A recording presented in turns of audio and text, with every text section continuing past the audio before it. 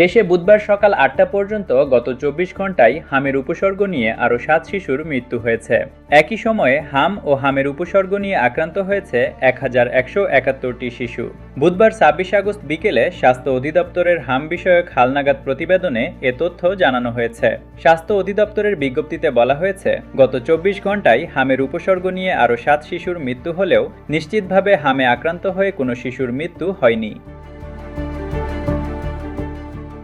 এ নিয়ে গত ১৫ মার্চ থেকে এখন পর্যন্ত সারা দেশে হামের উপসর্গ নিয়ে মৃত্যু হয়েছে মোট ৮৫১ জন শিশুর। আর হামে আক্রান্ত হয়ে আরও ৯৯টি শিশু প্রাণ হারিয়েছে। অর্থাৎ হাম ও হামের উপসর্গ নিয়ে এই সময়ে মোট ৯৫০টি শিশু মারা গেছে।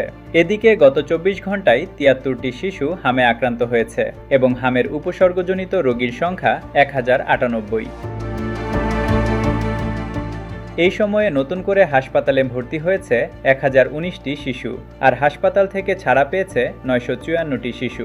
স্বাস্থ্য অধিদপ্তরের তথ্য অনুযায়ী ১৫ মার্চ থেকে আজ পর্যন্ত মোট সন্দেহজনক হাম রোগীর সংখ্যা ১,৫২,৭৩৬, আর নিশ্চিত হাম রোগীর সংখ্যা ১৮,৬৫১। এর মধ্যে হাসপাতালে ভর্তি হয়েছে মোট ১,৩৩,৫৭৩ রোগী, যাদের মধ্যে ১,২৮,৭৬৫ জন ছাড়পত্র পেয়ে ইতোমধ্যে বাড়ি ফিরেছে।